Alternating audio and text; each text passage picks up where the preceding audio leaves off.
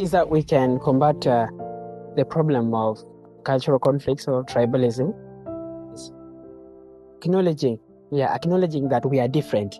In most cases, people like fixing things. They like faking life, that we are. No, we need to acknowledge that we are different and need to tolerate with someone for who they are. If this person eat this food, you need to accept, because you're South Sudanese, you need to accept that person is like that. You cannot pull them from there and bring it to the person this side. So let's learn to tolerate people the way they are, so that if we can convince them, it's okay. But if we cannot convince them, let's not force them into a culture that they don't believe in. So that is it. And also another thing that I feel can combat tribalism is understanding our strength.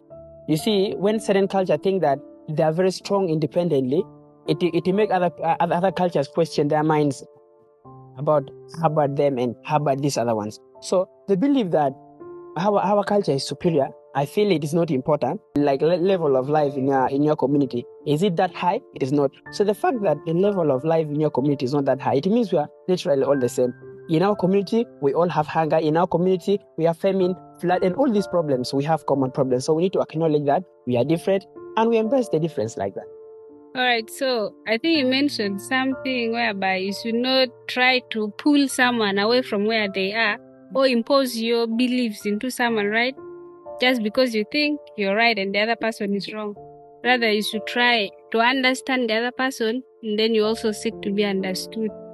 They also talked of feeling superior, the feeling of superiority, or the superiority complex. And I think it's one of the reasons as to why we see all these problems. It's like a competition. Yeah, it's like a competition. And whenever there is a competition, let's say if there is a fight between animals, there is a fight between animals in the zoo or in the bush, in the forest, there is a fight. Always there is total destruction on the land they are in. For example, the grass is always destroyed.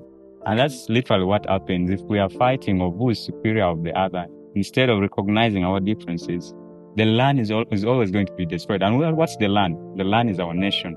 So it's good for us to accept that we are different.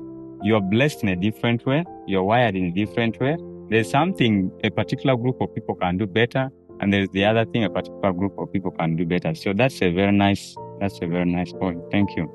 Thank you. And I think also there was something that quote said whereby we need to understand our differences, and basing on what Deng said, and then Odia, that somewhere one of the musical instrument, okay, here it's used for the dance, and then in another culture it is used for eating. So you said that there's always a common ground. If we only take time to understand our differences, then we see where we are brought together.